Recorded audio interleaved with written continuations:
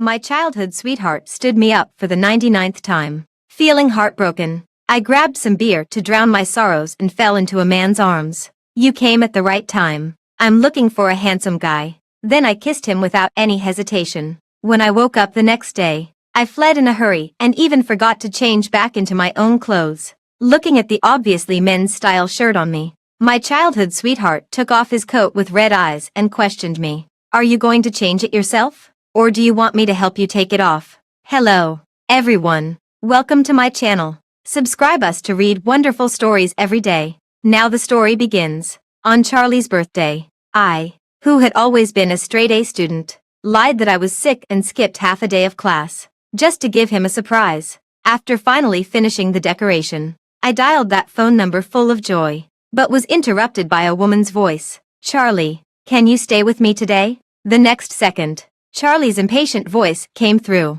I'm not celebrating at home today. Don't call again. The moment the phone call ended, I slumped to the ground in a daze. Letting my tears fall to the ground, I grabbed the beer on the table and started gulping it down. Yo, isn't this the straight-A student? What's going on? I was so drunk that I hugged the man's waist and started crying loudly, not noticing that his ears had already turned completely red.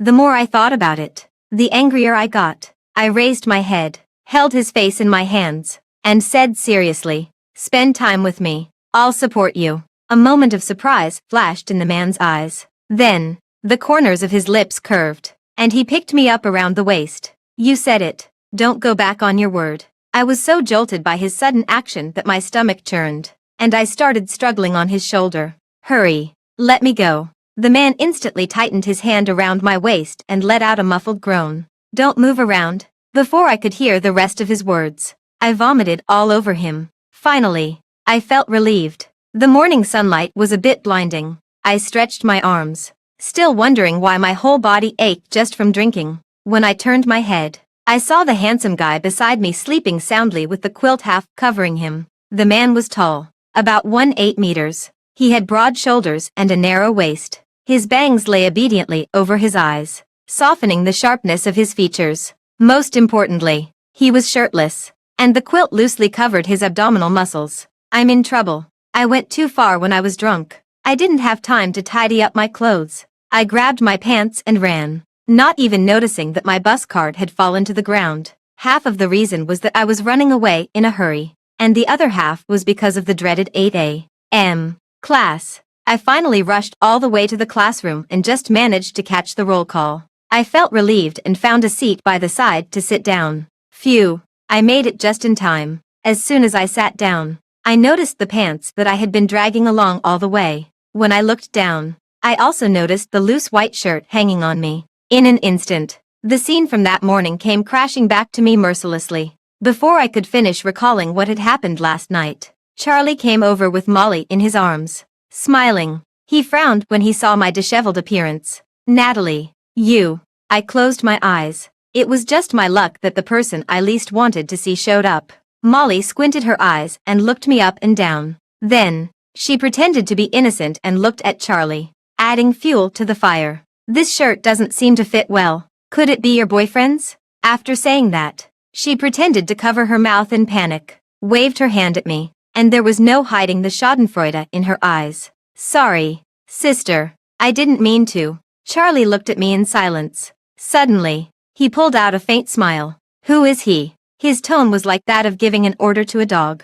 The words of explanation were swallowed back into my stomach. I bit my lip secretly, holding back the sourness welling up in my heart. Seeing that I remained silent, Charlie lost his patience and threw his coat at me. Change your clothes. I tilted my head slightly. The clothes didn't land on my head as I had expected, but were intercepted by a hand. What does it have to do with you? A familiar voice came from beside my ear, and the tone was full of disapproval. But at that moment, I didn't care about him. I snatched the clothes from his hand and threw them at Charlie viciously. I don't need it. Charlie's face darkened. He ignored me but stared fixedly at the man and sneered angrily. Lawrence, it's you. So what? Lawrence put his arm around my shoulder, tilted his head, and looked at me with a half smile. Looking at Charlie's furious expression, the resentment buried in my heart suddenly found an outlet. I put my arm around Lawrence's waist, raised the corners of my mouth vengefully, and said coquettishly,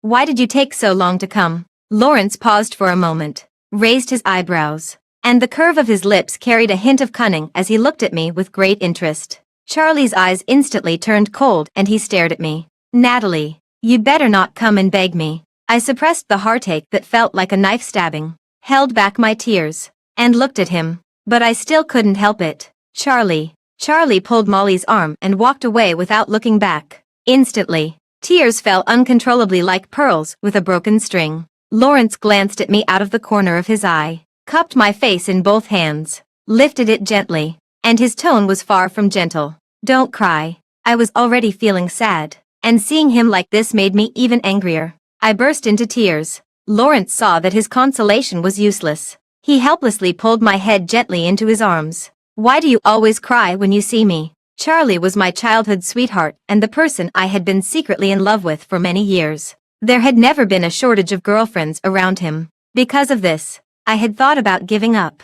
But during my senior year of high school, I was seriously ill, and it was him who took care of me wholeheartedly. I fell hopelessly in love with him. Even if it was in the name of repaying his kindness, I would secretly hide the love letters that girls sent to him and openly enjoy the privileges that came with being his childhood sweetheart. Even though he knew all about it, he indulged me, making me think that he liked me too, because he had something to ask of me. But everyone has feelings. When he stood me up again on his birthday, that liking seemed to turn into a hatred born from unrequited love. I viciously tore the confession letter that I had hidden for a long time into pieces bit by bit. Then, I wiped the tears off my face and smiled at Lawrence. "How about it? I'm really bad, aren't I? I fell in love with someone who wouldn't love me back, and I wanted to use this way to take revenge on him and retrieve the sincerity I had once given." Lawrence didn't look at me. He just leaned lazily against the window of the music classroom and stared at the debris on the ground. "So, is this the reason why you want to be in a relationship with me?" His eyes signaled towards Charlie hanging on the wall. "To take revenge on him." I nodded, stood up, and patted the dust off my body. "We were quite destined, weren't we? We're both majoring in journalism." After saying that, I met his eyes. "What, are you scared?" Lawrence straightened up, gave me a faint look, and his tone was so lazy that it was a bit annoying. "Actually, I am scared. After all, you're the kind of person who turns your back on others as soon as you wake up." My face turned red instantly. I tugged at the shirt on me that still carried his scent, turned my face away, and refused to admit it. "So what? You didn't suffer any losses." He raised his eyebrows, and his tone was drawn out long and slow. "You really gave me a hard time last night." Suddenly, the teacher's voice came from outside the music classroom. I rushed forward and covered Lawrence's mouth, pushing him against the wall. The curtain broke free from the rope and fell loosely, hiding the two people beside the window. "Why are there so many pieces of paper on the ground?" The footsteps were getting closer and closer. My heart was in my throat. My other hand subconsciously put around Lawrence's neck, and I took a step closer to him. Lawrence's breath hit my neck, making it a bit itchy. I turned my head and met his dark and burning eyes. His eyes were so hot that they seemed to burn a hole through me. I quickly dodged, but he leaned close to my ear and whispered, "You have to take responsibility for me." I was so dizzy from the warm breath that I instinctively tried to dodge.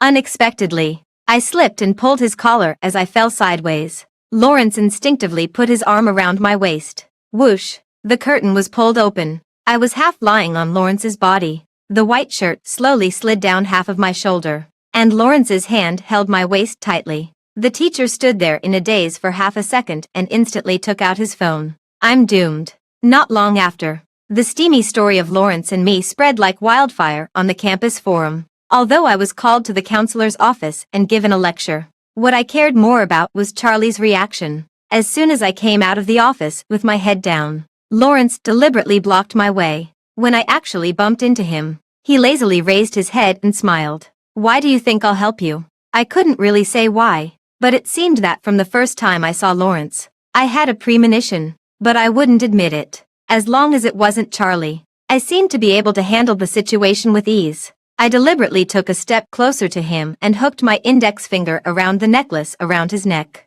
Because, I deliberately elongated my tone. "I want to take responsibility for you." Lawrence's eyes darkened, and then the darkness was replaced by a smile. He put his arm around my waist. I don't know if it was just my imagination, but his words sounded like he was gritting his teeth. Charlie is watching. My hand that had been so bold just now suddenly froze in place, and I secretly pushed his shoulder. You. Lawrence's eyes darkened, and the corners of his mouth straightened unnaturally. Girlfriend. You have to act more convincingly. Leaning on his shoulder, I clearly saw Charlie's gloomy gaze in the distance. Maybe on purpose. In front of me, he also imitated Lawrence's posture and hugged Molly into his arms. But at that moment, I didn't feel any pain. Only Lawrence's faint breath drew all of my attention. Lawrence. You let me go first. But Lawrence seemed not to hear me. He hooked my neck and forced me to look into his eyes. In his eyes, I rarely felt a sense of aggression.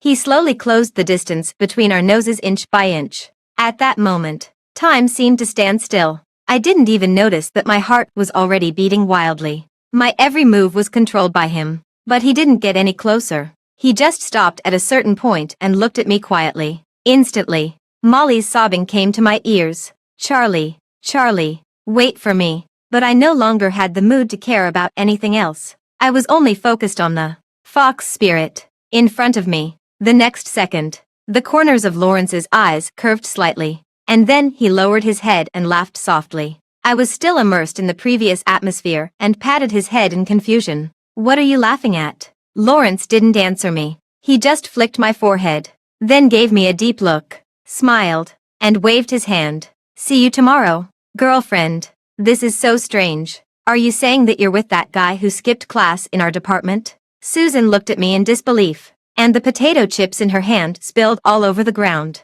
Yeah, I have to take responsibility for him. As soon as Susan heard this, she rushed over. You two didn't. Seeing her gossipy and hesitant look, I smiled and rubbed my forehead in distress. Broken heart and a one-night stand. Who else could be worse off than me? Susan took at least 2 minutes to recover and continue the conversation. What about your childhood sweetheart from the math department? She secretly looked at my expression, and her voice got softer and softer. He's with Molly now. Even I was surprised that I could say something that I had once been afraid to mention so easily. Damn. The girl from the history department. The green tea one. I was amused by her. Don't say that about her. Susan rolled her eyes at me and punched me. I quickly dodged. The dragon and the phoenix. A perfect match made in heaven. Susan was laughing so hard, but she still glanced at me and suppressed the corners of her mouth. So what about your feelings for Charlie? I don't like him anymore. The words that blurted out didn't sound very believable.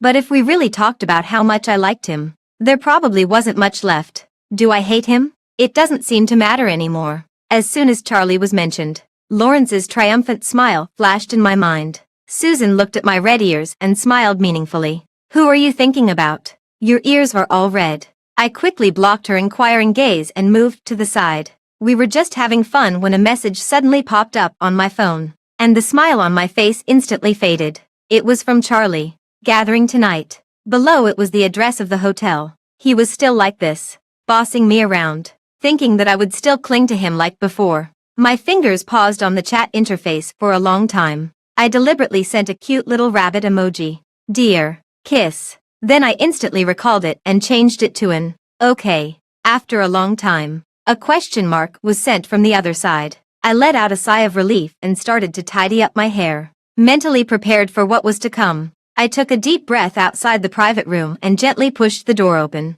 Before I could say the words I had prepared, what came into view was Lawrence lazily leaning on the sofa. The smile on my lips froze instantly. When he saw me coming, he looked up at me and then shifted his gaze away. I steadied my churning emotions, forced a smile, and looked at Charlie, eager to vent my anger on him. Why did you ask me to come? Charlie could tell my mood and didn't answer my question. Lawrence organized this gathering today. I thought you would definitely come. He deliberately glanced at Lawrence. Turns out, when I checked his phone, he didn't even have your contact information. With just a few words, he instantly made the relationship between Lawrence and me seem ambiguous. Molly took the opportunity to egg on the situation and said, "Aren't you two together?" Clearly, that day in the music classroom, you two. As expected, everyone around turned their gazes towards Lawrence and me, and there was a buzz of discussion. Charlie looked down at me, as if telling me with his eyes that as long as I apologized, he would treat me as before. I gave a disdainful look at this couple and the smile on my lips remained. Charlie and Molly should know what happened. After all, you too. When Molly heard this, a trace of unease flashed in her eyes, but she still looked at Charlie with a hint of expectation. Charlie, as I had expected, said righteously, "We're just senior and junior students in the same department. It's different from you two." Looking at Molly's pale face, I pretended to suddenly understand and looked at her. Ooh, then that hug in the corridor. Before I could continue, Charlie interrupted me hastily. I said, "There was nothing." Seeing that Charlie didn't give her any face at all, Molly was so anxious that tears were about to well up in her eyes. "Charlie, how could you treat me like this? We clearly..." Charlie didn't even bother to argue with her. He took out a card from his bag and threw it in her face. "Take it and get out of here." Molly slumped to the ground, powerlessly staring blankly at the card. Charlie was an extremely cold-hearted person.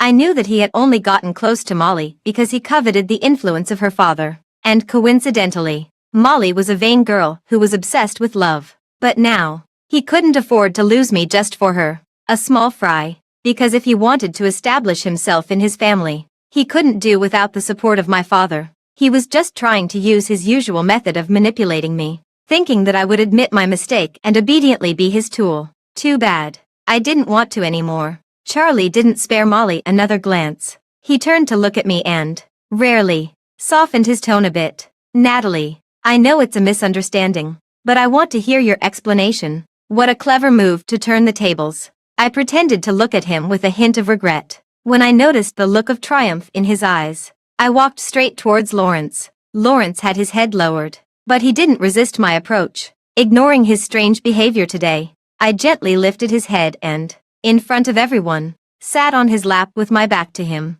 Feeling Lawrence stiffen for a moment, I casually stroked the back of his hand. I looked up innocently and met Charlie's stunned gaze. "Are you talking about me and Lawrence?" Charlie stared at me intently. The next second, a hand with distinct knuckles clasped around my waist and pulled me back suddenly. A warm pair of lips pressed against my earlobe, making me shiver involuntarily. "Pacify me." I couldn't see his expression, but I was sure he was in a bad mood. Suppressing my rapidly accelerating heartbeat, I leaned back in his direction and affectionately stroked his side face. "Don't be angry." He tightened his arm around my waist by another inch, lifted his long leg, and picked me up with one hand. "Sorry. I had a fight with my girlfriend. We're going home today." He deliberately bumped into Charlie, and his tone was full of provocation. "Let's make another appointment next time." "Lawrence, put me down." Lawrence playfully jostled me up and quickened his pace. "What do you call me?" Why was he being so difficult today?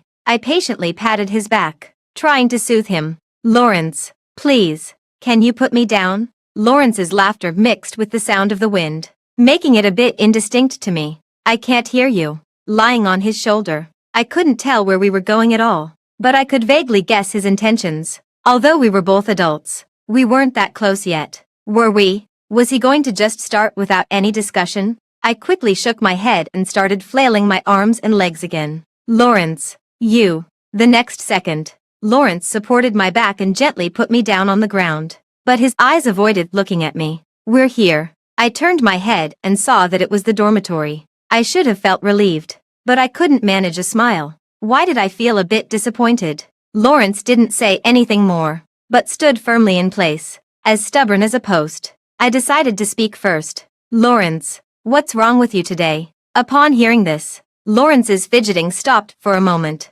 but his gaze was still wandering. "It's nothing. You can go up." Stubborn as ever, I took a step towards him and tried to find his eyes following his gaze. "Are you really okay?" He couldn't hold it in any longer. There was a hint of sadness in his almond-shaped eyes, but his tone was rather harsh. "Natalie, what on earth do you take me for?" Looking at his aggrieved appearance, I couldn't resist teasing him. Didn't we agree on a cooperation?" Before I could finish laughing, he backed me up step by step until I was against the wall, leaving me stuttering and unable to speak. "Are you satisfied with my performance today?" The corners of his mouth twitched into a weak smile, and he squeezed out a hoarse sentence from his throat. Realizing his mood, I looked up and met his eyes. "Lawrence, we're boyfriend and girlfriend." He raised his eyebrows. "So what?" So you should tell me when you're not happy. Lawrence. I looked at him seriously and tugged at the hem of his clothes to soothe him. A trace of surprise flashed in Lawrence's eyes. Then, the feeling of grievance became even stronger.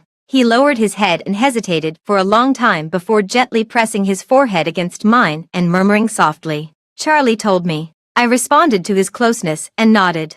"Actually, you just wanted someone to take revenge on him. So it doesn't matter who this person is to you. Right?" He paused, as if thinking for a long time, before squeezing out the words from his throat. "So choosing me was just a coincidence." "Right." I was stunned by his question, and my hand clutching my sleeve also froze. Could it be anyone? Of course not. I tightly wrapped my arms around Lawrence's neck, held back my slightly trembling hand, and stood on tiptoe to gently peck his somewhat cold lips. Before I could steady my breathing, I met his dark eyes and said word by word, "Coincidentally, it has to be you for me." Lawrence's pupils trembled slightly, and his eyes dimmed a bit as well. There was a smile on his lips, a bit mischievous. "You said it." As he spoke, he raised his hand to clasp the back of my head and kissed me. I instinctively pushed him away, and he let out a soft groan. Then he forcefully sucked on my upper lip, and the itching and pain came and went. I bit him back in retaliation,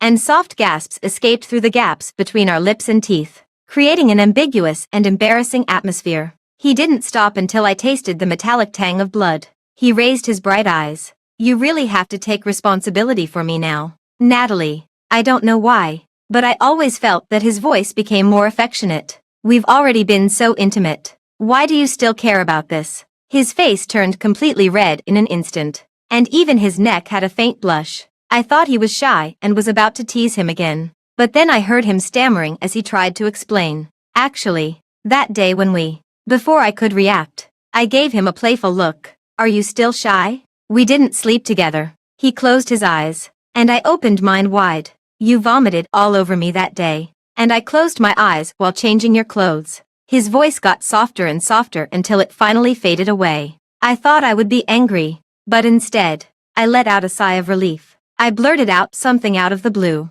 "Was that your first kiss?" When he heard this, he suddenly raised his head, and his eyes were so fierce that they seemed to want to devour me. "Aren't you?" I smiled and dodged his scrutiny, slipping to the right and running back to the dormitory. "I'm not telling you. Shall we meet and talk?" Looking at the text message sent by Charlie, I could almost imagine his disdainful tone, but now I had the initiative in my hands. I chose to ignore him and turned to walk into the coffee shop. Today, Molly also came to me, and her tone was surprisingly humble and polite. This made me very curious. After ordering my coffee and looking at Molly, who looked a bit haggard across from me, I spoke first. "Is there something you want?" Molly tried her best to raise the corners of her mouth, but the smile didn't reach her eyes. "You know about Lawrence, right?" It was a statement, and I felt a bit annoyed by it. I tightened my grip on the coffee cup. "Tell me about it." She didn't beat around the bush and got straight to the point. "Our two families have a betrothal agreement.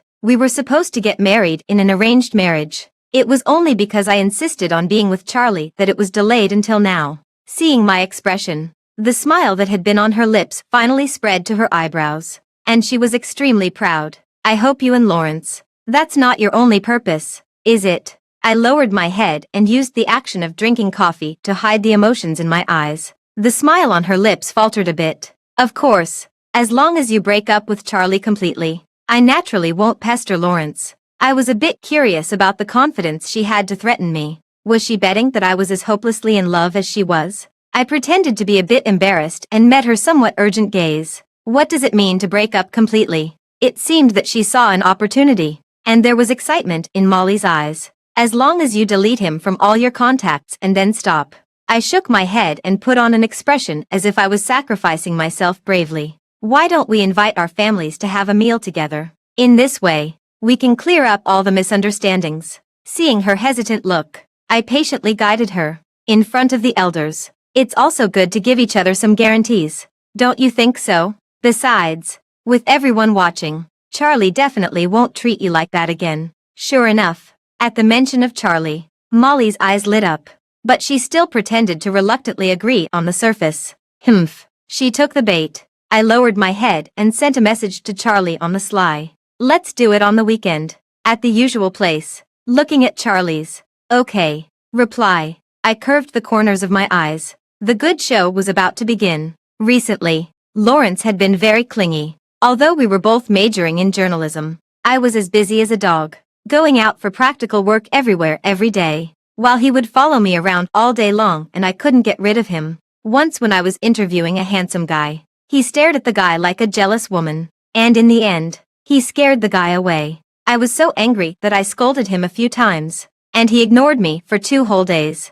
It was only when I promised him a kiss every day that he calmed down. I couldn't help but sigh. Men are really hard to please. Strangely enough, I always felt that Lawrence gave me a sense of déjà vu. I didn't have time to think more about it. I quickly changed into my outfit for tonight, a champagne-colored backless mermaid dress with a few roses subtly embedded at the waist. As soon as I went out, Lawrence was already waiting for me at the door. The long and slender evening gown perfectly showed off his figure. The slightly open collar faintly revealed his muscle lines, which echoed the champagne-colored brooch at the collar. His lips were a deep red, and his long almond-shaped eyes were full of playfulness. But the moment he saw me, his eyes were filled with nothing but heat and sincerity. He gently took my hand and gave it a slow and tender kiss. Natalie, you look beautiful tonight. I turned my head away shyly, trying to hide my red and hot ears. Sweet words. He casually put his arm around my waist with one hand and secretly rubbed against my earlobe. Borrow some of your perfume. I pushed his face away with a laugh. You're like a puppy. The scene of our playful banter was seen by the elders. Lawrence's father smiled and patted my father's shoulder. Let's go fishing together sometime, old he. My father had always doted on me and was gentle and kind to others. He immediately agreed. Sure. These words happened to be heard by Charlie, who had just entered the door. His eyes darkened, and then he smiled and volunteered. Uncle, I'm also interested in fishing. There's a good spot. How about we? Charlie's father also chimed in. Yes, old he. We haven't gotten together for a long time. My father didn't respond, just gave a faint smile. Looking at their flattering behavior, I couldn't help but find it funny. In the past, because I had been chasing Charlie so persistently and had annoyed him several times, my father had called him out for a meal in the name of a gathering to reconcile, and he had thus obtained more resources. But in fact, my father had never liked Charlie from the beginning. He had advised me many times, saying that Charlie was not steady and was not suitable for me, but I just didn't listen and insisted on clinging to him. My father couldn't argue with me, and in recent years, he had given many cooperation opportunities to the Chen family. I secretly pinched the palm of my hand and looked at my father with a hint of guilt. Let's draw a clean break today. Molly was dressed like a peacock. She swayed over, arm in arm with her father. Sorry, everyone. We're late. Her voice was still the same affected high-pitched tone, so artificial that it gave me goosebumps. Molly's father had always been a smooth talker. He immediately slipped over to Lawrence's father to strike up a conversation. When everyone had arrived and the polite greetings were almost over, I started. The main reason for this meal is to talk about the previous betrothal agreement. Hearing my words, Molly took the opportunity to continue. Yes, I think the betrothal agreement between the 4 of us. Charlie quickly regained his composure, gave Molly a fierce look, but still had a smile on his face. After all, the betrothal agreement is decided by our parents. We should leave it to the elders to decide. Lawrence and I looked at each other and smiled. He still thought I couldn't live without him. I exchanged a glance with my father and pretended to be in a difficult situation. That's true, but I really like Lawrence. Seeing Charlie nervously take a sip of water, I pressed on. Am I going to have to be with someone I don't like for the rest of my life? My father understood my meaning and looked at me. Then he followed my words and said, if you really don't like it. He looked at Charlie's father and smiled meaningfully. Then we can't force it. Don't you think so? Charlie's father had always obeyed my father. Although he was unhappy in his heart, he agreed. Yes, you're right. He always put on a good show outside. But he would surely punish Charlie when he got home.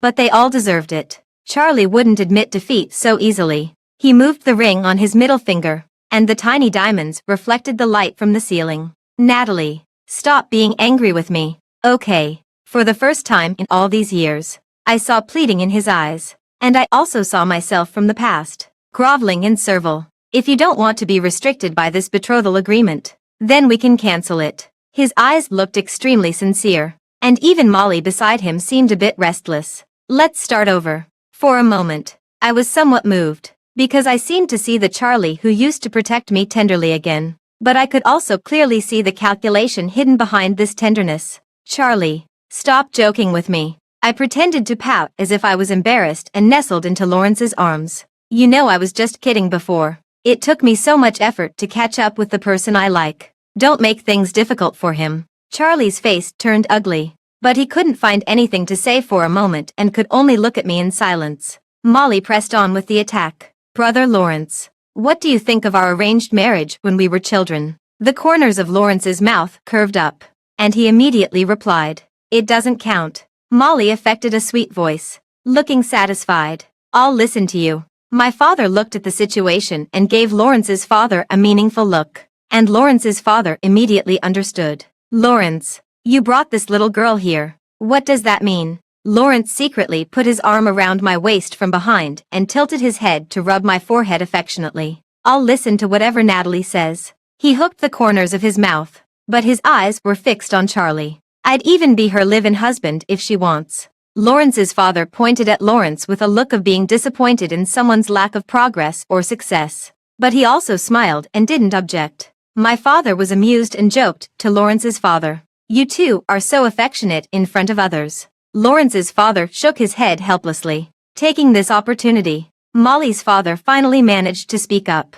Looking at Charlie, he's really a handsome and talented man. I wonder what he thinks of my daughter Molly. Since the topic had been brought up, I took the chance to play along. Oh, that's right. I've heard Charlie praise Molly several times. I thought. After saying that, I pretended to cover my mouth as if I had said something wrong. And Molly smoothly picked up the conversation. Really, Charlie, I didn't expect you to feel this way about me. Charlie gritted his molars hard but still forced a smile on his face. Yeah, I've always regarded Molly as my little sister. Seeing that there was a chance, Molly's father started chatting with Charlie's father. Oh, young people. Feelings can be cultivated. My father and Lawrence's father shared the same interests and also joined in the fun. Yeah, old Chen. I think these two kids are a good match. Yeah, they do look great together. Lawrence took the opportunity to add fuel to the fire. Charlie, a man should take the initiative. Otherwise,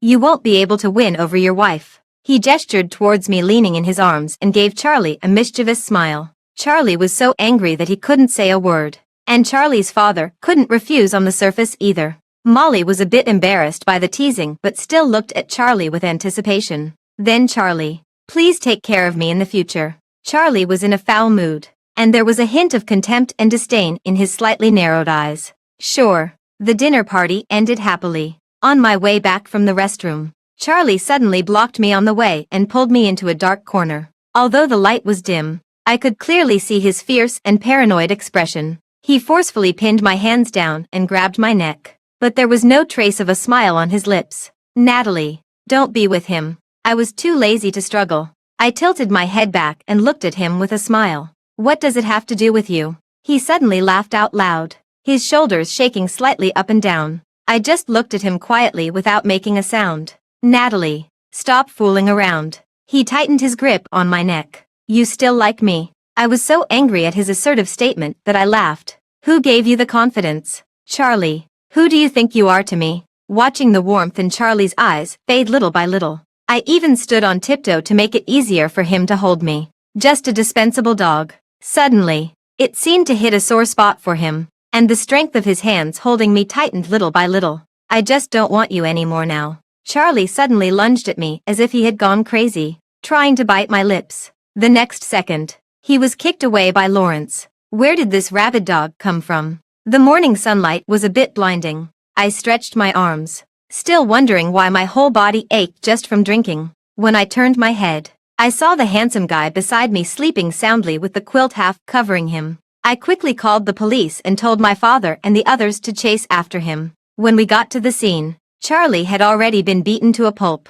I let out a sigh of relief and secretly patted Lawrence's back. Complete victory. Fortunately, the injury assessment wasn't too serious. Charlie's father, being concerned about his reputation, didn't pursue the matter further. Molly was crying beside Charlie, wiping his wounds, looking as if the sky had fallen. I exchanged a smile with Lawrence and quickly slipped away, leaving the two fathers to clean up the mess. I held Lawrence's hand tightly and ran a long way with him. I didn't stop until I was out of breath and hurriedly pulled him to a stop.